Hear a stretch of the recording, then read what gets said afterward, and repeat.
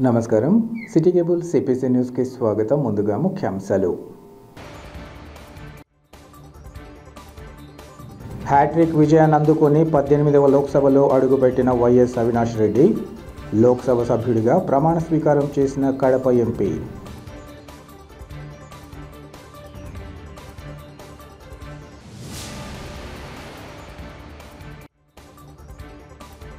అధికారులను బెదిరిస్తూ ఏ హోదాలో ప్రవీణ్ కుమార్ రెడ్డి మాట్లాడారో చెప్పాలి. ప్రొద్దుటూరు టీడీపీ మాజీ ఇన్ఛార్జిని తెలుగు యువత అధికార ప్రతినిధి నల్లబోతుల నాగరాజు నిలదీత.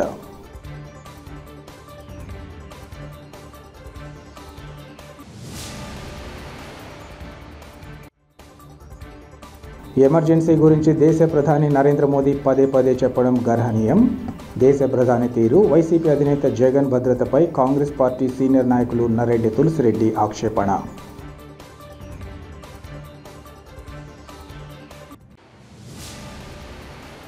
కడప లోక్సభ సభ్యుడిగా వైఎస్ అవినాష్ రెడ్డి వరుసగా 3వసారి హ్యాట్రిక్ విజయాన్ని సాధించి 18వ లోక్సభలో ఎంపీగా ప్రమాణం చేశారు.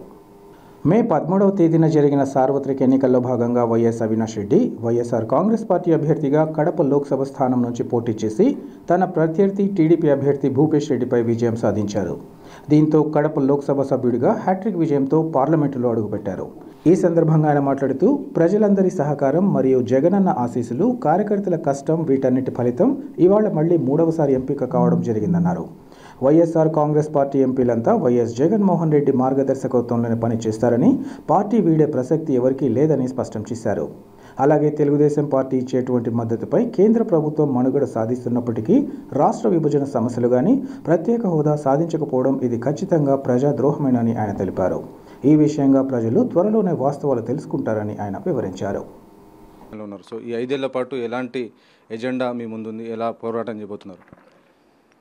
వైఎస్ఆర్ కాంగ్రెస్ పార్టీ ఒక సెక్యులర్ పార్టీగా రాష్ట్ర వ్యాప్తంగా రాష్ట్ర ప్రజల మనోభావాలు ఏ ఒక్కరివి కూడా దెబ్బతినకుండా ఖచ్చితంగా స్టేట్ ఇష్యూస్ కోసం, మన రాష్ట్రానికి జరగవలసిన మంచి కోసం, మన రాష్ట్రంలో ఉండే ప్రజల సమస్యల కోసం తప్పకుండా పార్లమెంట్లో గలమెత్తుతాం. మోర్ విగర్తో, మోర్ ఎనర్జీతో తప్పకుండా ఈ 5 ఏళ్ళు కూడా కష్టపడతాం రాష్ట్ర ఇష్యూస్ కోసం, స్టేట్ ఇష్యూస్ కోసం. సో కడప నుంచి వరుసగా 3 సార్లు గెలిచారు కదా, కడప అభివృద్ధికి సంబంధించి మీకు ముందున్నటువంటి ప్రయారిటీస్ ఏం పెట్టుకున్నారు, ప్రాధాన్యాలు ఏమని? ముఖ్యంగా ఇప్పుడున్న ఎయిర్పోర్ట్ టెర్మినల్ బిల్డింగ్ కంప్లీషను, అది లాస్ట్ టర్మ్లోనే మనం అనేక సార్లు ప్రయత్నం చేసి దాన్ని మంజూరు చేయించడము, ఆ పనులు ప్రారంభించడం జరిగింది. దాని కంప్లీషన్ కావచ్చు. అదేవిధంగా కడప బెంగళూరు లైన్కి సంబంధించి చేంజ్ ఆఫ్ అలైన్మెంట్కి సంబంధించి కూడా, మరి రైల్వే లైన్కి సంబంధించి చేంజ్ ఆఫ్ అలైన్మెంట్కి సంబంధించి కూడా ఇప్పటికే స్టేట్ గవర్నమెంట్ నుంచి కూడా చాలా స్పష్టమైన మరి ప్రపోజల్ వచ్చింది కేంద్రానికి. దానికి సంబంధించిన చేంజ్ ఆఫ్ అలైన్మెంట్ను మంజూరు చేయించడము, దాంతోపాటు అనేక రైల్వే స్టాపింగ్స్, రైల్వే ఇష్యూస్, అనేక రాష్ట్ర జిల్లాకు సంబంధించిన, నా పార్లమెంట్కి సంబంధించిన ఇష్యూస్ కూడా ఈ రాబోయే 5 ఏళ్లలో ప్రాధాన్యత క్రమంలో పెట్టుకుని తప్పకుండా అవన్నీ కూడా పరిశీలి చేస్తాం. ఒక ప్రచారం జరుగుతుంది, ఎంపీలు పార్టీ మారుతారనేటువంటి ప్రచారం కూటమి నేతలు చేస్తున్నారు, దానిపైన మీ స్పందన? పచ్చకామెర్ల రోగికి లోకమంతా పచ్చగా కనిపిస్తుంది.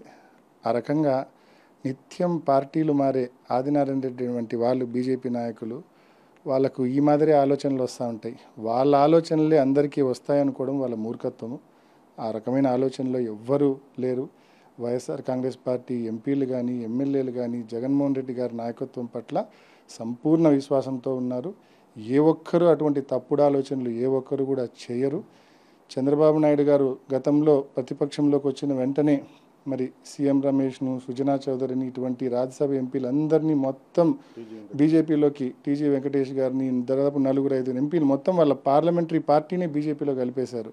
కేవలం ఆయన ప్రొటెక్ట్ చేసుకోవడం కోసం. ఎక్కడ రాష్ట్రం గురించి, రాష్ట్ర ప్రయోజనాల గురించి ఏ రోజు ఆయన ఆలోచించలేదు. కేవలం ఆయన నిలబడాలా, ఆయన్ను ప్రొటెక్ట్ చేసుకోవాలన్న ఉద్దేశంతో ఆ రోజు చేశారు. కానీ ఇవాళ ఎవరు కూడా వైఎస్ఆర్ కాంగ్రెస్ పార్టీలో అటువంటి తప్పుడు ఆలోచనలు చేసేవాళ్ళు ఎవరు లేరు. అటువంటి స్వార్థపు ఆలోచనలు చేసేవాళ్ళు ఎవ్వరూ లేరు. కేవలం వీళ్ళు మమ్మల్ని ఇన్సెక్యూర్గా ఫీల్ అయ్యే విధంగా చేయాలని చెప్పి ఇటువంటి తప్పుడు విమర్శలు చేస్తూ ఉన్నారు, తప్పుడు మాటలు మాట్లాడుతూ ఉన్నారు. ఎవ్వరు కూడా అటువంటి ఆలోచనలు చేయట్లేదు. అందరం జగన్మోహన్ రెడ్డి గారి కోసం, అదేవిధంగా రాష్ట్ర ఇష్యూస్ కోసం మరింత పెద్ద ఎత్తున కష్టపడడానికి అందరూ కూడా సంసిద్ధంగా ఉన్నాం. సార్ ఇంకోటి ప్రధానంగా రాష్ట్రానికి సంబంధించినటువంటి ఇష్యూ చూస్తే ఈరోజు తెలుగుదేశం పార్టీ జేడీయూ ఇచ్చినటువంటి సపోర్ట్తోనే ప్రభుత్వం నిలబడి ఉంది. ఇటువంటి సందర్భంలో ఆంధ్రప్రదేశ్కు రావాల్సినటువంటి డిమాండ్స్ ఏవైతే ప్రత్యేక హోదా హామీ ఇచ్చారు వాటిని రాబట్టుకునే అవకాశం ఉంది. కానీ దానిపైన టీడీపీ కానీ ఎవరు కానీ అడగడం లేదు. సో దీన్ని ఎట్లా చూస్తారు? మీ అందరికీ తెలుసు, జగన్మోహన్ రెడ్డి గారు అనేక సందర్భాల్లో చెప్పారు, కేంద్రంలో మన మీద ఆధారపడ్డ ప్రభుత్వం వచ్చినప్పుడు తప్పకుండా ప్రత్యేక హోదా తెచ్చి తీరుతామని జగన్మోహన్ రెడ్డి గారు అనేక సందర్భాల్లో చెప్పారు గతంలో. కానీ ఇవాళ ఆ పరిస్థితి, ఆ అడ్వాంటేజెస్ పొజిషను తెలుగుదేశం పార్టీకి వచ్చింది.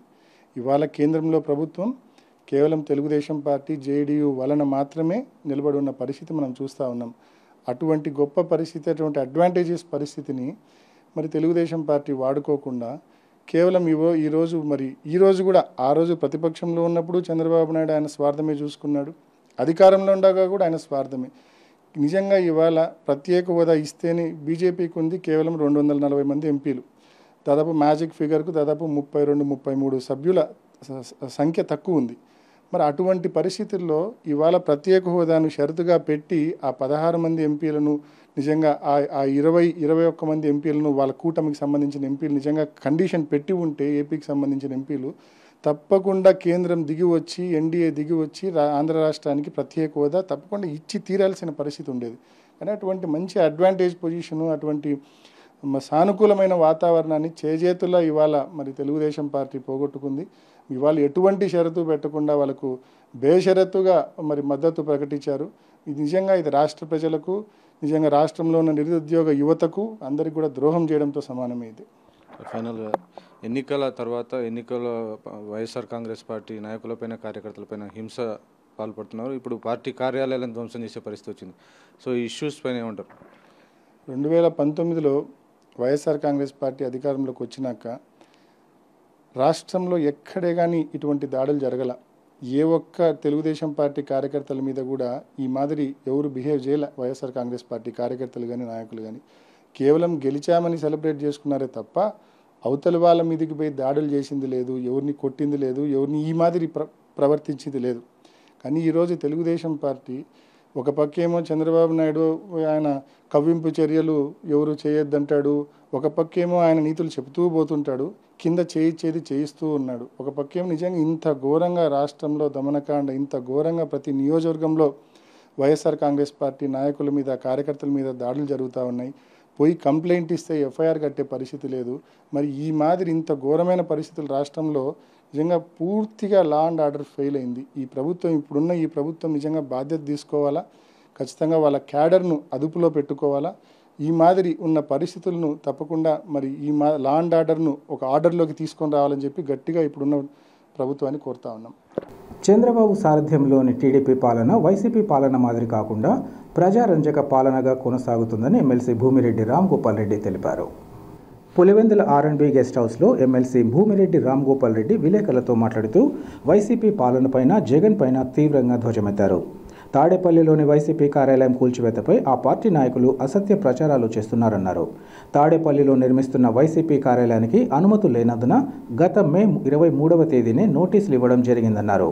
టీడీపీ ప్రభుత్వం వచ్చిన తర్వాత అందుకు సంబంధించి ఎలాంటి నోటీసులు ఇవ్వలేదన్నారు.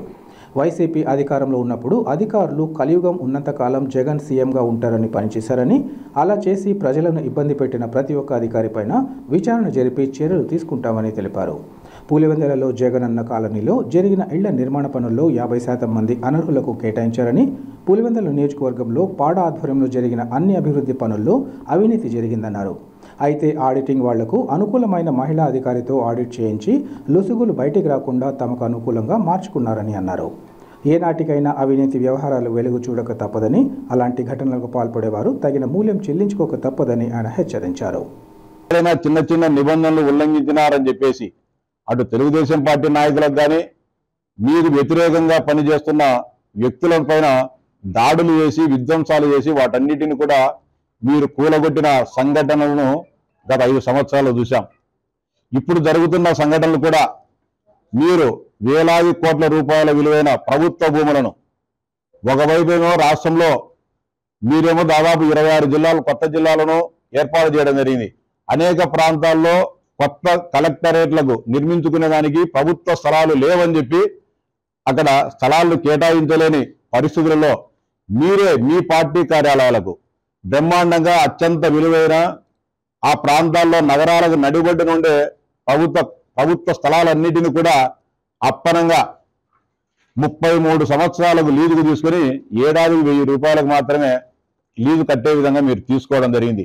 సరే తీసుకున్నారు, సరే దానిలో కట్టే భవనాలకైనా సంబంధిత అధికారుల వద్ద ప్లానింగ్ అప్రూవల్స్ కానీ బిల్డింగ్ అప్రూవల్స్ కానీ ఎందుకు తీసుకోకుండా, ఎందుకు దౌర్జన్యంగా అధికారాన్ని అహంకారాన్ని అడ్డం పెట్టుకొని ఎందుకు నిర్మించుతున్నారు? మీరు ఒకసారి జగన్మోహన్ రెడ్డి గారు కానీ పార్టీ నాయకులు కానీ సమాధానం చెప్పాలా?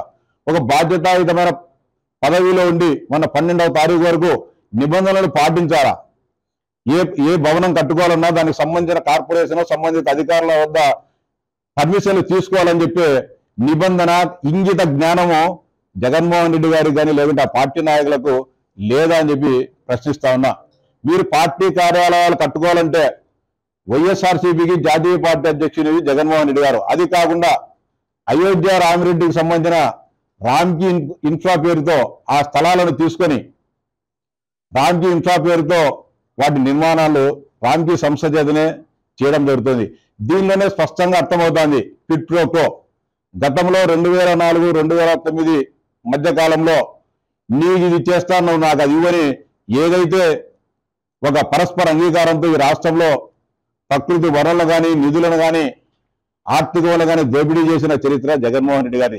దాన్నే ఇప్పుడు ఆయన అధికారంలో ఉన్నప్పుడు రెండోసారి రామ్కీ సంస్థ యజమాని అయోధ్య రామిరెడ్డికి అప్పనంగా ఆర్థికంగా లాభం చేకూర్చి ఆయన ద్వారా మొత్తం ఈ 25 జిల్లాల్లో ఉండే వైఎస్ఆర్సీపీ పార్టీ కార్యాలను ఆయన ద్వారా కట్టించడం జరుగుతోంది.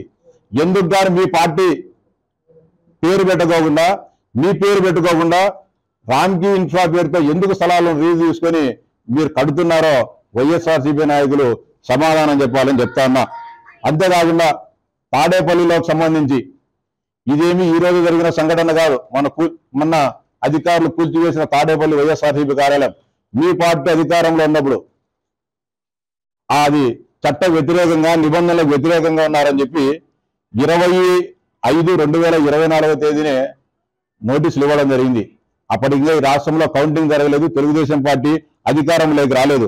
మళ్ళీ కౌంటింగ్ 3 రోజుల ముందు 4వ తారీఖు కౌంటింగ్ అయితే 1వ తారీఖున జూన్ 1వ తారీఖునే మరోసారి నోటీసులు ఇవ్వడం జరిగింది. మీరు నిబంధనలకు వ్యతిరేకంగా ఆ భవనాలను కడుతున్నారని మీ ప్రభుత్వంలో పనిచేసి మీ అధికారులే నోటీసులు ఇచ్చారు.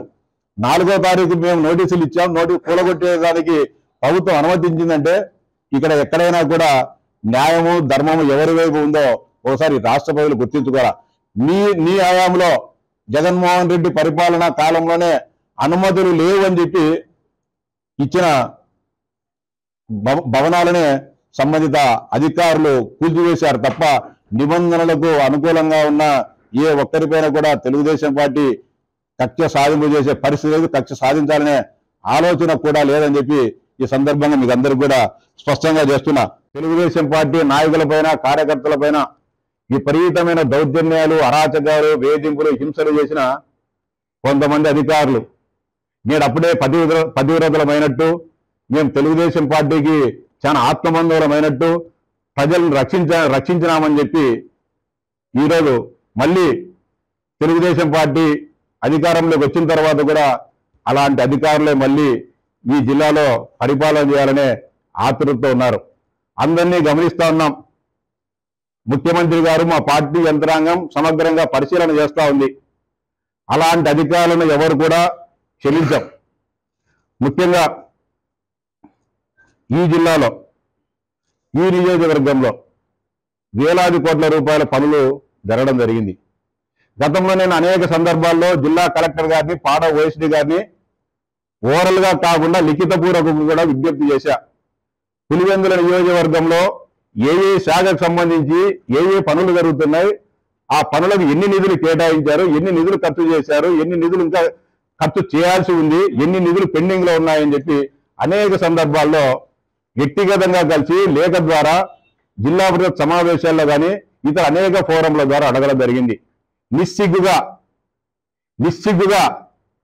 ఏ మాత్రం ఖాతరు చేయకుండా, ఒక ప్రజాప్రతినిధి అనే ఇంగిత జ్ఞానం కూడా లేకుండా పాడా పరిధిలో పనులు జరుగుతున్నాయనే విషయాన్ని కూడా ఒక ప్రజాప్రతినిధి నాకు కానీ చెప్పలేదంటే ఎంత అరాచకంగా ఎంత అవినీతి జరిగింటుందో పాడాలో ఒకసారి విజ్ఞులైన ప్రజలు ఆలోచించాలి. విజ్ఞప్తి చేస్తున్నా, మీరు పారదర్శకంగా ఎలాంటి అవినీతి అక్రమాలు జరగకపోకుండా వేలాది కోట్ల రూపాయలు ఖర్చు చేసి ఉంటే ఎందుకుగా మీరు దాచిపెడుతున్నారు? ఈ రోజు కానీ 5 సంవత్సరాల నుంచి పాడా నిధుల ఖర్చు కానీ ఆడిట్ లేదు. ఈ రోజు ప్రభుత్వం మారిన తర్వాత తమకు అనుకూలంగా ఉండే ఒక మహిళా ఆడిట్ అధికారితో హడావిడిగా ఆడిటింగ్ చేయించడం జరుగుతోంది. చాలా దుర్మార్గం. నిజంగా నిజాయితీగా పనులలో ఈ ప్రాంత అభివృద్ధి కోసం జగన్మోహన్ రెడ్డి గారు ఈ రాష్ట్ర ముఖ్యమంత్రిగా ఉన్నారు కాబట్టి మేము కూడా స్వాగతిస్తాం. ఖచ్చితంగా మంచి పనులు చేయాలని చెప్పాం. గతంలో అనేక సందర్భాల్లో పత్రికాముఖంగా కానీ వివిధ సమావేశాల్లో కూడా గట్టిగా మాట్లాడడం జరిగింది. మీ ద్వారానే చెప్పా, జగనన్న లేఅవుట్లో పులివెందుల మున్సిపాలిటీలో జరుగుతున్న 800 గృహాలలో 50% గృహాలు అనర్హులైన లబ్ధిదారులు కేటాయించడం జరిగిందని చెప్పి, మీకు ఎవరెవరు అనర్హులు అని చెప్పి పత్రికాముఖంగానే మీ అందరి సమక్షంలో నేను గతంలో చూపించడం జరిగింది. విచారించమని చెప్పి చెప్పడం జరిగింది. కానీ జిల్లా కలెక్టర్ గారికి కానీ, పాడ అధికారులకు కానీ, గృహ నిర్మాణ అధికారులకు కానీ, పులివెందుల మున్సిపాలిటీ వారికి కానీ చీమ కుట్టినట్లు కూడా లేదు. వీళ్ళంతా ఏమనుకున్నారంటే జగన్మోహన్ రెడ్డి గారు ఈ కలికాలం ఉన్నంత వరకు ఈ రాష్ట్ర ముఖ్యమంత్రిగా ఉంటారు, మాకు ఏమి కాలేదనే ఒక పొగరుతో అహంకారంతో సమస్యలను వాళ్ళ ముందుకు వాళ్ళ దృష్టికి తీసుకొచ్చిన సరిదిద్దుకుందామనే ఆలోచన కూడా లేకుండా విశృంఖలంగా ప్రవర్తించడం జరిగింది. వీటన్నిటిపైన కూడా సమగ్ర విచారణ చేయిస్తాం. అంతేకాకుండా గండి క్షేత్రంలో కోట్లాది రూపాయల పనులు అవకతవకలు జరిగాయి. ప్రసాదాల పంపిణీ నుంచి విరాళాల సేకరణ వరకు రకరకాల చెల్లింపులు చేయడం జరిగింది. దానిపైన కూడా విజిలెన్స్ విచారణ చేస్తాం. ఖచ్చితంగా సంబంధిత ఈవో గారు మళ్ళీ ఇప్పుడు ఆపసోపాలు పడతా ఉన్నాడు. నేనే తెలుగుదేశం పార్టీని ఈ నియోజకవర్గంలో పునరుద్ధరణ చేసేదానికి చేసినా అని చెప్పి చెప్తూ అందరి దగ్గరికి తెలుగుదేశం పార్టీ నాయకుల దగ్గరికి అందరికి తిరుగుతా ఉన్నాడు. సిగ్గుండాల. ఒక శాసన మండలి సభ్యుడిగా శ్రావణ మహోత్సవాలకు జగన్మోహన్ రెడ్డిని ఇంటి దగ్గరికి పిలుస్తాడు, అవినాష్ రెడ్డిని పిలుస్తాడు, ఆ ఊరు సర్పంచుని పిలుస్తాడు, ఎంపీలు జడ్జీని పిలుస్తాడు. పులివెందుల నియోజకవర్గానికి ప్రోటోకాల్ గా ఉండే ఎమ్మెల్సీని పిలిచాలని ఇంగిత జ్ఞానం ఇవ్వకుండదా? కనీసం కరపత్రాల్లో పేరేయాలని ఇంగిత జ్ఞానం ఉండదా? ఇట్లా టోళ్ళందరినీ మేము మళ్ళీ ఇలా పెట్టుకొని ఈ ప్రజల చేత చీవాట్లు తినాలనే దుస్థితిలో తెలుగుదేశం పార్టీ లేదనేది గండి క్షేత్ర ఈవో గారు తెలుసుకోవాల. మరో 4-5 రోజుల్లోనే విచారణ ప్రారంభమవుతుంది. ఖచ్చితంగా ముకుందర్ రెడ్డి గారు అవినీతి అన్యాయాలు చేసింటే శిక్షింపబడతాడు. ఆయన నీతి నిజాయితీగా పనిచేసింటే ఆయనను మళ్ళీ సగౌరవంగా గౌరవించి మేము నీ మీద చేసిన ఆరోపణలు తప్పని చెప్పి మేము బహిరంగంగా నేనే చెప్తా. అది నిబంధనల మేరకే ప్రభుత్వం ముందుకు వెళ్ళందని చెప్పి అధికారులు స్పష్టంగా చెప్పడం జరిగింది. నిబంధనలకు విరుద్ధంగానే వైఎస్ఆర్సీపీ కార్యాలయాన్ని కట్టుకున్నారు కాబట్టి దాన్ని అధికారులు కూలగొట్టారు తప్ప జగన్మోహన్ రెడ్డి పైన వైఎస్ఆర్సీపీ పైన మాకు ఎలాంటి కక్ష లేదు, ఇంకోటి లేదని చెప్తాను. నిన్న మొన్న 3 రోజుల పాటు జగన్మోహన్ రెడ్డి గారు ఇక్కడ ఉన్నారు. గతంలో చంద్రబాబు నాయుడు గారు ఒక మాజీ ముఖ్యమంత్రిగా ప్రతిపక్ష నేతగా రాష్ట్రంలో పర్యటించేటప్పుడు మీరు ఏ విధంగా భద్రత కల్పించారు? జగన్మోహన్ రెడ్డి గారు పులివెందులకు వచ్చినప్పుడు ఎంత పోలీసు భద్రత కల్పించారో మీరే గమనించి ఉంటారు, పులివెందుల ప్రజలు గమనించి ఉంటారు, రాయలసీమ ప్రాంత ప్రజలందరూ కూడా గమనించి ఉంటారు. బ్రహ్మాండంగా ఆయనకు ఎలాంటి ఇబ్బంది జరగకోకుండా విస్తృతమైన పోలీసు బందోబస్తు ఏర్పాటు చేసి, ఆయన ఒక పార్టీకి అధ్యక్షుడు మాత్రమే, రాష్ట్ర ప్రతిపక్ష నేత కాదు. నేనొక శాసనమండలి సభ్యుని, ఆయన శాసనసభ్యుడు. ఆయన కంటే నేనే ఎక్కువ. ఇప్పుడు ఆయన ప్రతిపక్ష నేత కూడా కాదు.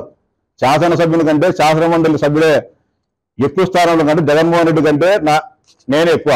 నాకుండేది ఒక గన్మ్యాన్. ఒక శాసనసభ్యునికి 300-400 మంది, ఒక సాధారణ శాసనసభ్యుడు, ప్రతిపక్ష నేత కూడా కాదు, ఒక సాధారణ శాసనసభ్యునికి 300-400 మంది పోలీసులతో భద్రత కల్పించారంటే అది తెలుగుదేశం పార్టీ గొప్పతనం. చంద్రబాబు నాయుడు గారు ముఖ్యమంత్రిగా ఉన్నప్పుడు పారదర్శకంగా నిష్పాక్షపాతంగా అధికారాన్ని చేస్తున్నారని, అధికారాన్ని పరిపాలిస్తున్నారనేది స్పష్టంగా అర్థం చేసుకోవాలని చెప్పి తెలియజేస్తా ఉన్నా. అంతేగాని రాష్ట్రంలో అనేక ప్రాంతాల్లో వేలాది కోట్ల ప్రతి జిల్లా కేంద్రంలో 2 ఎకరాలను వైఎస్ఆర్సీపీ కార్యాలయానికి తీయడం జరిగింది. కోట్లాది రూపాయల విలువైన భూములు అప్పనంగా తీసుకొని, అంటే ప్రభుత్వానికి ఎక్కడైనా నిరుపయోగంగా ఉన్నాయో, ఎక్కడైతే అవసరం లేదో ఆ భూములను పార్టీ కార్యాలయానికి ఇచ్చిన సందర్భాలు ఉన్నాయి తప్ప ప్రభుత్వానికి అవసరమై ఇంకా దానికి ఇతర అవసరాలకు ఉపయోగంగా ఉండే స్థలాలను గతంలో కూడా ఎప్పుడు కట్టబెట్టలేదు. తెలుగుదేశం పార్టీ జాతీయ కార్యాలయం మంగళగిరిలో ఉండేది కూడా మీరు కేటాయించారు కదా, మీ దానికి నిబంధనలు అని చెప్తా ఉన్నారు. నిజంగా తెలుగుదేశం పార్టీ నిబంధనలకు వ్యతిరేకంగా భూమి కేటాయింపులున్నా, అనుమతులు లేకుండా ఆ భవనాలు నిర్మించి ఉన్నా, జగన్మోహన్ రెడ్డి అనే ఒక కక్ష సాధింపు ఉండే ఒక ముఖ్యమంత్రి వాటిని ఒక క్షణమైన ఆపగలడా? ఆపే పరిస్థితి రాష్ట్రంలో ఉందో లేదో ఒకసారి విఘ్నులైన ప్రజలు ఆలోచించాలని చెప్పి విజ్ఞప్తి చేస్తానా. ఇప్పటికైనా కూడా ఛానల్లో కానీ, సాక్షి ఛానల్లో కానీ, సాక్షి పేపర్లు ఏం చెప్తున్నారు? నిబంధనలకు వ్యతిరేకంగా మా భవనాలు కడుతున్నారని చెప్పడం లేదు వాళ్ళు. మేము గతంలో ఏదైతే సాంప్రదాయం ఉందో రాజకీయ పార్టీలకు సంబంధించిన పార్టీలకు స్థలాలను ఇచ్చిన దాంట్లో మీరు పడగొడుతున్నారని చెప్తున్నారు. మేము ఆ జీవోల జోలుకో దాని జోలికి పోవడంలే. అది దేశవ్యాప్తంగా రాజకీయ పార్టీలకు, ఆ పార్టీలకు పార్లమెంట్లో కానీ అసెంబ్లీలో ఉండే బలాబలాలను బట్టి ఇంత స్థలంని కేటాయించే సాంప్రదాయం ఉంది. ఆ సంప్రదాయాన్ని కూడా మీకు అనుకూలంగా మీరు ఈ గత 5 సంవత్సరాలు మార్చుకొని తెలుగుదేశం పార్టీకి తక్కువ స్థలం వచ్చే విధంగా, అధికార పార్టీకి ఎక్కువ స్థలాలు కేటాయించే విధంగా మీరు చేసుకోవడం జరిగింది. గతంలో ఇలాంటి సంప్రదాయాలు కొంత అటు ఇటు ఉండేది తప్ప అబ్నార్మల్గా తేడాలు ఉండేవి కావు. ఇవన్నీ కూడా పరిశీలించుకోకుండా నిబంధనలకు వ్యతిరేకంగా ఉన్నాయా, మేము నిబంధనల మేరకే కడుతున్నామని చెప్పి ఎందుకని మేము మాట్లాడడంలే? నిబంధనల మేరకే మా భవనాలకు అనుమతులు ఉన్నాయని చెప్పి మీరు ఎందుకు చూపించడంలే? మీకు చేతనైతే భవనాల నియమ నిబంధనలకు అనుకూలంగా కడతాను ఒక పేపర్ చూపించండి, మేము క్షమాపణ చెప్తాం. అట్లా కాకుండా ఇష్టానుసారంగా మాట్లాడితే ఈ ప్రజలు హర్షించరు, ఈ ప్రజలు క్షమించరు అని చెప్పి జగన్మోహన్ రెడ్డి గారికి స్పష్టంగా చెప్తా ఉన్నా. అభివృద్ధి పనులకు స్థానిక సంస్థల అడ్డంకి ఉండరాదని, అప్పుడే అభివృద్ధి పనులు ముందుకు సాగుతాయని నగరపాలక సంస్థ మాజీ డిప్యూటీ మేయర్ ఆరిఫుల్లా తెలిపారు. కడపలో ఏర్పాటు చేసిన విలేకరుల సమావేశంలో ఆయన మాట్లాడారు. కడప నగరంతో పాటు రాష్ట్రమంతటా అభివృద్ధి పనులు కొనసాగాలంటే స్థానిక సంస్థల సహకారం ఎంతో అవసరమన్నారు. నగరాలు, పట్టణాలు, గ్రామాల అభివృద్ధి విషయంలో ఆయా పాలక వర్గాల తీర్మానాలు అవసరమవుతాయన్నారు. స్థానిక సంస్థల పాలక వర్గాలు ప్రతిపక్ష పార్టీల ఆధ్వర్యంలో ఉండడం వల్ల అభివృద్ధి పనులకు ఆటంకాలుగా మారతాయన్నారు. ఇటువంటి పరిస్థితుల్లో అడ్డంకులు ఎదురు కాకుండా సహకారం అందించాల్సి ఉంటుందన్నారు. కార్పొరేషన్లు, మున్సిపాలిటీలు, పంచాయతీలలో అభివృద్ధి జరగాలంటే స్థానిక సంస్థలు కూడా సహకరించాల్సిన అవసరాన్ని గుర్తించాలన్నారు. గతంలో అప్రజాస్వామికంగా స్థానిక సంస్థల ఎన్నికలు జరిగేవి కాబట్టి ఆటంకం కలగకూడదని, ఈ కారణంగా ప్రభుత్వం చొరవ తీసుకుని విచక్షణాధికారాన్ని ఉపయోగించి స్థానిక సంస్థల పాలక వర్గాలను రద్దు చేసి ఎన్నికలు నిర్వహించడం సమంజసంగా ఉంటుందని ఆరిఫుల్లా తెలిపారు. ఆంధ్రప్రదేశ్ అభివృద్ధి కార్యక్రమానికి, అభివృద్ధి పనులకు స్థానిక సంస్థల అడ్డంకిగా రాక కడప కార్పొరేషన్ అయితేమి, Andhra Pradesh corporation, municipal, ZP, panchayat, ఈ అన్ని కార్పొరేషన్ అంతా అపోజిషన్ వైసీపీ కార్యకర్తల చేతిలో ఉంది. గ్రామస్తులు కొన్ని అభివృద్ధి కావాలంటే, నగరాలు, మున్సిపాలిటీ అభివృద్ధి కావాలంటే ఈ స్థానిక సంస్థ ఎలక్షన్స్ రావాలి. ఎందుకంటే ఏదైనా పనులు జరగాలంటే వీళ్ళు బిల్ పాస్ చేయాల్సి వస్తుంది. వీళ్ళు అభివృద్ధికి అడ్డంగా జరగకూడదు అని ఎటువంటి పరిస్థితుల్లో బిల్ పాస్ చేయలేకుండా వీళ్ళు అడ్డంగా జరుగుతాయి. కాబట్టి మన రాష్ట్ర ప్రభుత్వం చొరవ తీసుకొని స్థానిక సమస్యలు అయితే ఏమి, జడ్పీ అయితే ఏమి, మున్సిపాలిటీస్ అయితే ఏమి, ఈ ఎన్నికలు ప్రభుత్వం తన పవర్ని ఉపయోగించుకొని ఎన్నికలు తెస్తే చాలా బాగుంటుంది. ఎందుకంటే లాస్ట్ కార్పొరేషన్ అయితే ఏమి, జడ్పీ అయితే ఏమి, పంచాయతీ ఏమి అప్రజాస్వామ్యంగా జరిగాయి. కాబట్టి మళ్ళీ ప్రజలకు ఒక అవకాశం ఇచ్చి మళ్ళా ఈ ప్రభుత్వం డెవలప్మెంట్స్ కోసము అడ్డంకిగా రాకుండా స్థానిక ఎలక్షన్స్ రాష్ట్ర ప్రభుత్వము తన పవర్ యూజ్ చేసి ఎలక్షన్ చేస్తే ప్రజలకి అంత అభివృద్ధి జరగడానికి అవకాశాలు ఉంటాయి. స్థానిక సంస్థ ఎవరైనా కానీ, జెడ్పీసీసీ కానీ, ఎంపీటీసీ కానీ, కార్పొరేషన్, మున్సిపాలిటీ కానీ వాళ్ళు కూడా సహకరించాలా. అని మేము కోరుకుంటున్నాము. అదేవిధంగా ఎన్నికలు తొందరలోనే రాష్ట్ర ప్రభుత్వం జరిపిస్తే అభివృద్ధి కార్యక్రమానికి మేము ముందుగా పోయి ప్రజల సమస్యలన్నీ తీర్చేదానికి అవకాశాలు ఉంటాయని కోరుకుంటున్నాను. ఎమర్జెన్సీ గురించి దేశ ప్రధాని నరేంద్ర మోదీ పదే పదే చెప్పడం గర్హనీయమని కాంగ్రెస్ పార్టీ సీనియర్ నాయకుడు నర్రెడ్డి తులసిరెడ్డి తెలిపారు. వేంపల్లిలోని తన కార్యాలయంలో ఏర్పాటు చేసిన విలేకరుల సమావేశంలో ఆయన మాట్లాడారు.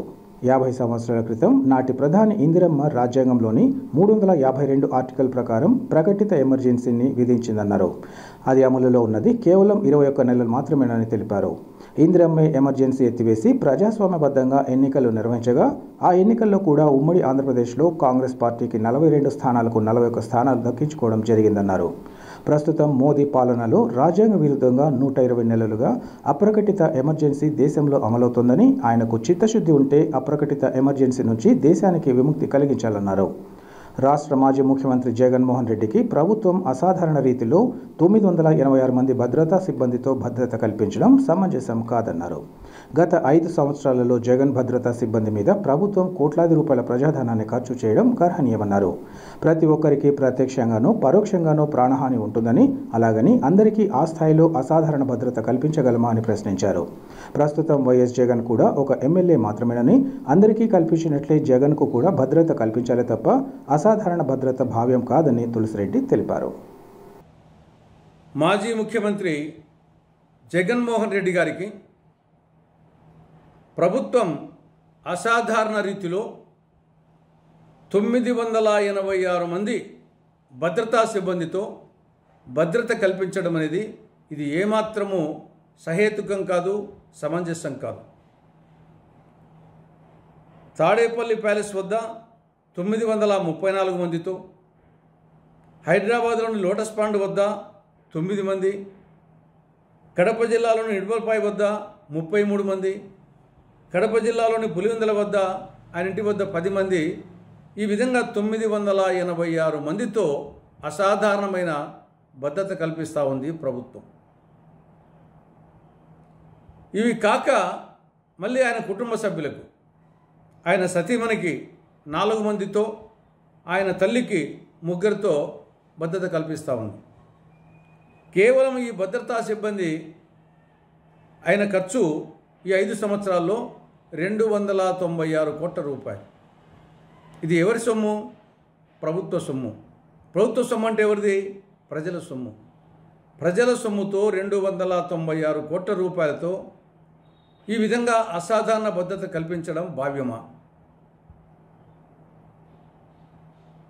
ప్రాణహాని అన్నామా? ప్రతి ఒక్కరికి ప్రాణహాని ఉంటుంది. ప్రత్యక్షంగానో పరోక్షంగానో ప్రతి ఒక్కరికి శత్రువులు ఉంటారు, ప్రాణహాని ఉంటుంది అని చెప్పి మరి అందరికీ ఈ విధంగా భద్రత కల్పించగలమా? ఏం నాకు లేదా ప్రాణహాని? నేను కూడా మాజీ రాజ్యసభ సభ్యుని, మాజీ జిల్లా పరిషత్ చైర్మన్, మాజీ 20 పాయింట్ ప్రోగ్రామ్ చైర్మన్. నేను రోజు కేంద్ర రాష్ట్ర ప్రభుత్వాల వైఫల్యాలను విమర్శిస్తూ ఉంటా. నాకు కూడా ప్రత్యక్షంగా పరోక్షంగా అజ్ఞాతంగా శత్రువులు ఉంటారు అని ఇంకా నాకు కూడా భద్రత కల్పించమని అడగాలనా? నేను అడగలేదే, ఒక్కరిని తీసుకోలేదే, ప్రభుత్వం ఇవ్వలేదే. నేననే కాదు, ఎవరికైనా సరే ప్రాణహాని లేని వాళ్ళు ఎవరు? ప్రతి ఒక్కరికి ఏదో స్థాయిలో ఉంటుంది. కాబట్టి ఇప్పటికైనా సరే అందరి ఎమ్మెల్యేలకు ఏ విధంగా భద్రత కల్పిస్తూ ఉందో ప్రభుత్వం, అదేవిధంగా ఆయన కూడా పులివెందుల ఎమ్మెల్యే, ఆయన కూడా కల్పించండి. అంతే తప్ప అసాధారణ రీతిలో కల్పించడం అనేది ఇది భావ్యం కాదు. వాస్తవంగా అయితే ఆయనే అడగాల, నా సెక్యూరిటీ తగ్గించండి అని చెప్పేసి, లేదా ప్రభుత్వం అన్న వచ్చేసి ఉపసంహరించుకొని అందరి ఎమ్మెల్యేలకు ఇచ్చినట్టుగానే ఆయనకు భద్రత ఇవ్వాలని కాంగ్రెస్ పార్టీ డిమాండ్ చేస్తూ ఉంది. ఇక రెండవ అంశం, నరేంద్ర మోడీ గారు పదే పదే ఎమర్జెన్సీ గురించి ప్రస్తావించడం ఆయనకు పరిపాటైంది. ఎమర్జెన్సీనేమో ఇందిరాగాంధీ గారు విధించిన ఎమర్జెన్సీ, ఇది రాజ్యాంగం ప్రకారము, రాజ్యాంగంలో ఆర్టికల్ 352 ప్రకారము విధించినటువంటి ప్రకటిత ఎమర్జెన్సీ. ఇది ఉన్నింది 21 నెలలు. మళ్ళీ ఆవిడే ఎమర్జెన్సీ ఎత్తేసింది, ఆవిడే ఎన్నికలు నిర్వహించింది. ఎమర్జెన్సీ ఎన్నికల తర్వాత దేశంలో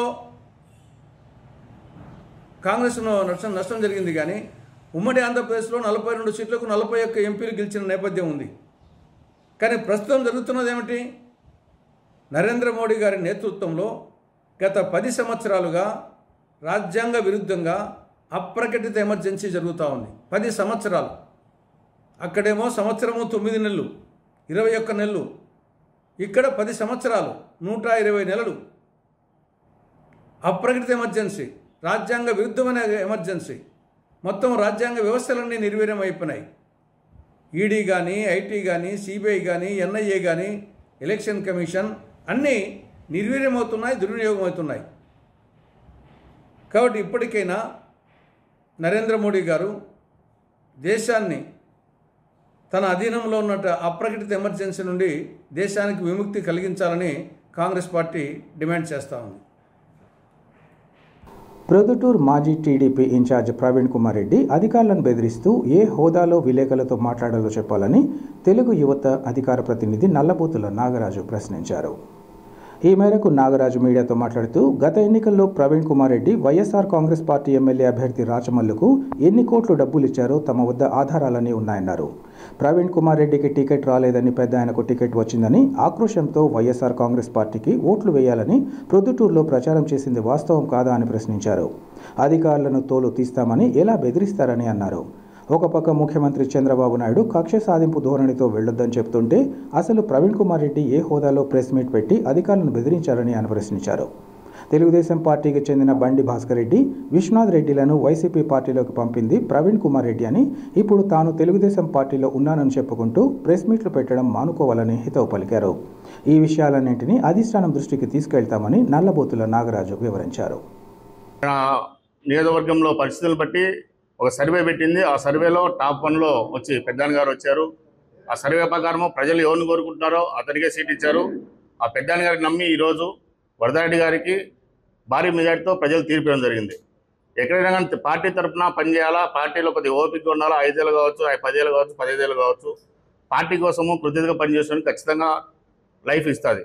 కానీ ఈరోజు కనీసం 2-3 ఏళ్ళు కూడా ఓపిక పట్టుకోకుండా నాకు టికెట్ రాలేదని దురుద్దేశంతో లాస్ట్ మంత్ జరిగిన ఎన్నికలలో నువ్వు ఎంతమందికి ఏజెంట్లకు, నేను పెట్టిన ఏజెంట్లు అయితే ఏమి, తెలుగుదేశం పార్టీకి వచ్చిన ఏజెంట్లు అయితే ఏమి, ఎంతమందికి వైసీపీ ప్రభుత్వము వస్తుంది, మీరు అసలు ఈ చూసుకొని పోండి, వదలండి, లూజు వదలని ఎంతమందికి నువ్వు చెప్పినావో నాకే రికార్డు ఉంది. నాకు కూర్చున్న ఏజెంట్స్కు సాక్ష్యాలు కూడా ఉన్నాయి. ఈరోజు నువ్వు చూస్తే కన్నా తెలుగుదేశం పార్టీలో అంత నడిపేదంతా నేను ముఖ్యమంత్రి తర్వాత నేనే ముఖ్యమంత్రిని అధికారులను బ్లాక్మెయిల్ చేయడము, అధికారులను తోలు తీస్తానని చెప్పడము. ఫస్ట్ నువ్వు పార్టీకి ఏం చేసినావో ఫస్ట్ దానికి సమానం చెప్పాలా. ఇదే కామూరు గ్రామంలో ఎమ్మెల్యే గారి మన వరదాడి గారి ఊరికి వెళ్ళి ఎమ్మెల్యే రాచమల్లి శివప్రసాద్ వాళ్ళ భార్యను తీసుకెళ్ళి అక్కడ ఉండే ఏజెంట్ బ్లాక్మెయిల్ చేసింది నిజమా కాదో నువ్వు ఈ సాక్షి రూపంలో కనీసం చెప్పాలా ప్రజలకు. నేనేదో తెలుగుదేశం పార్టీ నేను ఇన్ఛార్జ్ అని చెప్పుకుంటా, కానీ ఇన్ఛార్జ్ అనే వ్యవస్థ అనేది ఎప్పుడు ఎమ్మెల్యే టికెట్ ఇస్తారో ఇన్ఛార్జ్ వ్యవస్థ రద్దు అయిపోతుంది. ఎమ్మెల్యేగా గెలుచుకొని ఆ ఎమ్మెల్యేగా పోటీ చేసే అభ్యర్థినే ఇన్ఛార్జిగా ఉంటారు. అది చాలామందికి తెలుసు. మరి ఇంత రాజకీయం చేస్తున్న వ్యక్తికి ఎందుకు అర్థం కావడం లేదు, నాకు అర్థం కావడం లేదు. ఈరోజు నువ్వు తెలుగుదేశం పార్టీకి పనిచేస్తున్నావా, ప్రతిపక్ష వైసీపీ పనిచేస్తున్నావా సమానం చెప్పాలా. వైసీపీ ప్రభుత్వాన్ని రాష్ట్ర ప్రజలు, నువ్వే కాదు రాష్ట్ర ప్రజలందరూ వద్దనుకొని ఈరోజు దేశ చరిత్రలోనే 164 సీట్లతో తెలుగుదేశం పార్టీని గెలిపించి ప్రపంచ చరిత్రలో ఒక ప్రపంచం సృష్టించిన పార్టీ తెలుగుదేశం పార్టీ. మరి తెలుగుదేశం పార్టీకి నువ్వు సపోర్ట్ చేస్తున్నావా, వైసీపీ పార్టీకి సపోర్ట్ చేస్తున్నావా? ఓడిపోయిన వ్యక్తిని నువ్వు నిద్రపోతున్నావు, నువ్వు లేయి అంటే ఇంకా పరిపాలనే స్టార్ట్ కాలేదు, ఇంకా నెల కూడా కాలే ప్రభుత్వం ఏర్పడి. ఈ లోపలే ప్రతిపక్షం అంటే నువ్వు ప్రతిపక్షంతో పాటు నువ్వు పోదాం అనుకుంటున్నావా, లేకపోతే ప్రతిపక్ష లీడర్ నువ్వు లేపి ఈ అధికార పార్టీ తెలుగుదేశం పార్టీ ముద్ర వేసుకుని నువ్వు నేను తెలుగుదేశం పార్టీ అని దాన్ని డ్యామేజ్ చేయాలని చూస్తున్నావా? చంద్రబాబు నాయుడు కానీ ఎన్నో యువగలం పేరుతో పాదయాత్ర చేసి ఎండకు ఎండి వానకు తడిసి చలికి ఇబ్బంది పడి ఈరోజు పార్టీని గెలిపించిన వ్యక్తులందరూ పార్టీ ఎట్లా చేయాలా, రాష్ట్ర ప్రజలు ఏ విధంగా మనం అభివృద్ధి చెందించాలా, రాష్ట్రం ఏంటి అభివృద్ధి చేయాలో ఆలోచన చేస్తూ ఉంటే పొద్దుటూరులో 10 రోజులు కాకముందే అధికారం చేపడతానే నువ్వు నిద్రపోతాం ఎమ్మెల్యే గారు. ఏం జరిగిందని మాజీ ఎమ్మెల్యేలను నిద్ర లేపి నువ్వు వచ్చి ఇద్దరు కలిసి ఈ పొద్దుటూరు తెలుగుదేశం పార్టీ ఏమైనా చేయాలని చూస్తారా? అది సూటిగా చెప్పండి. ఫస్ట్ నీ మీద ఎన్ని అభినందనలు ఉన్నాయో ఇన్ఛార్జ్ ఉన్నప్పుడు ఫస్ట్ నీ గురించి నువ్వు ఫస్ట్ అవగాహన చేసుకోండి. ఎందుకు మనము డ్యామేజ్ వచ్చాము, ఈరోజు మన క్యాడర్ అంతా ఎందుకు మనతో పాటు దూరం అయిపోయింది, ఈరోజు నీతో ఉండే క్యాడర్ అంతా మరి వైసీపీకి ఎందుకు పంపించినావు? నీతో ఉండే క్యాడర్ అంతా మరి వైసీపీలో ఎందుకుంది? కాబట్టి ఎప్పుడైనా మాట్లాడేటప్పుడు అసలు మనం ఎంత నిజాయితీగా పనిచేసాం పార్టీలో, మనకెందుకు పార్టీ పగ్గాలు మన చేతికి ఇవ్వలేదు, మనకెందుకు అవకాశం ఇవ్వలేదని ఒకసారి ఆలోచించాలా. నువ్వు పార్టీలో ఈ రోజు వరకు పార్టీలో అంటావు, రాత్రికి నువ్వు వచ్చేసి సొంత ఊర్లో, నీ ఊరు సొంత గ్రామం కోవటంలో వైసీపీకి ఓట్లు ఏమనేసి నువ్వు క్యాన్వాస్ చేసి భోజనాలు పెట్టేసి ఓటింగ్ జరిపిన పరిస్థితి. అక్కడున్న ఇన్ఛార్జి, అక్కడున్న ఇప్పుడు ప్రజెంట్ ఎమ్మెల్యే చేతన్ రెడ్డి గారు ప్రత్యక్షంగా ప్రెస్ మీట్ పెట్టి చెప్పినారు. మరి దానిపైన మరి ఎందుకు నువ్వు కౌంటరీ లేదు, నేను వైసీపీ చేయలేదని టీడీపీ పార్టీ చేశాను, ఎందుకు నువ్వు కౌంటరీ లేకపోయినావు? ఇదే ప్రొద్దుటూరులో నువ్వు కూర్చునే ఏజెంట్, నేను కూర్చోబెట్టిన బూత్ నెంబర్ కూడా చెప్తాను, 96 బూత్లో నేను కూర్చోబెట్టిన ఏజెంట్ కాడ వచ్చి నువ్వు చూసుకోనువో, నువ్వు పట్టించుకోకు, వైసీపీ గవర్నమెంట్ వస్తుంది అని చెప్తే మరి నువ్వు ఏ పార్టీకి చేస్తావని ఓటింగ్? ఒక్క ఓటర్నన్నా వరదారెడ్డి గారికి ఎమ్మెల్యే టికెట్ ఇచ్చాక ఒక ఓటర్నన్నా నువ్వు తెలుగుదేశం పార్టీకి ఓటేయమని అడిగినావా? ఎమ్మెల్యే గారికి నువ్వు ఎంత డబ్బులు సపోర్ట్ చేసినావో నేను రికార్డు పూర్వకంగా నేను చూపిస్తాను. ఎలక్షన్ ముందు రోజు 2 రోజుల ముందు నువ్వు తెలుగుదేశం పార్టీకి గెలిపించాలని మాజీ ఎమ్మెల్యే గారికి రాజమౌళి సుభాష్ గారికి ఎన్ని కోట్లు డబ్బులు ఇచ్చావో మా దగ్గర రికార్డు కూడా ఉంది, చూపిస్తాను, దీనికి సమాధానం చెప్తారా? కాబట్టి ఇప్పటికైనా కానీ ఉండే కుటుంబంలోనే మచ్చలు పెట్టి ఉండే పార్టీనే న్యాయం చేయకుండా దయచేసి ఏ దారి ఉంటే ఆ దారి చూసుకునేది మేలు. ముసుగు కప్పుకొని నాకేదో వాళ్ళున్నారు వీళ్ళున్నారు అనేసి వాళ్ళు కూడా మభ్య పెట్టడం పద్ధతి కాదు. ఈ విషయమై మేము కూడా పార్టీకి కూడా రిపోర్ట్ చేశాను, మేము కూడా సిద్ధంగా ఉన్నాం. ఈరోజు నాకు నీతో పాటు కేసులు ఉన్నాయి. కడప జిల్లాలో నా దగ్గర హైయెస్ట్ కేసులు తెలుగుతోనే 40 నాగరాజు పైన ఉన్నాయి. కానీ కక్ష పెట్టే దోడులు వద్దు, కేసులు పెట్టారు పోలీసులు, ఆ పక్కనమైపోతాం. కానీ ఈ కక్ష పెట్టే దోడులు అయితే వినాలి. తెలుగుదేశం పార్టీ ప్రజలు తీర్పునిచ్చారు, మంచి పరిపాలన అందిస్తారని.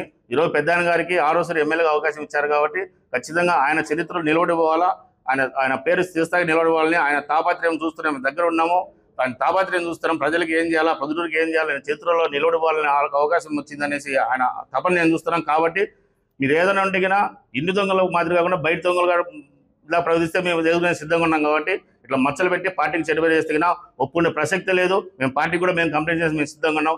వార్తలు ముగించే ముందు ముఖ్యాంశాలు మరోసారి. హ్యాట్రిక్ విజయాన్ని అందుకొని 18వ లోక్సభలో అడుగుపెట్టిన వైఎస్ అవినాష్ రెడ్డి లోక్సభ సభ్యుడిగా ప్రమాణ స్వీకారం చేసిన కడప ఎంపీ.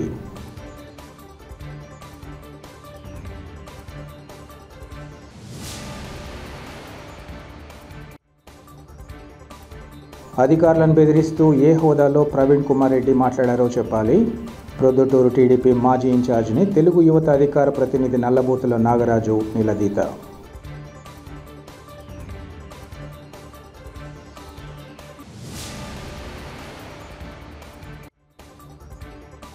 ఎమర్జెన్సీ గురించి దేశ ప్రధాని నరేంద్ర మోదీ పదే చెప్పడం గర్హనీయం. దేశ ప్రధాని తీరు వైసీపీ అధినేత జగన్ భద్రతపై కాంగ్రెస్ పార్టీ సీనియర్ నాయకులు నరెడ్డి తులసిరెడ్డి ఆక్షేపణ.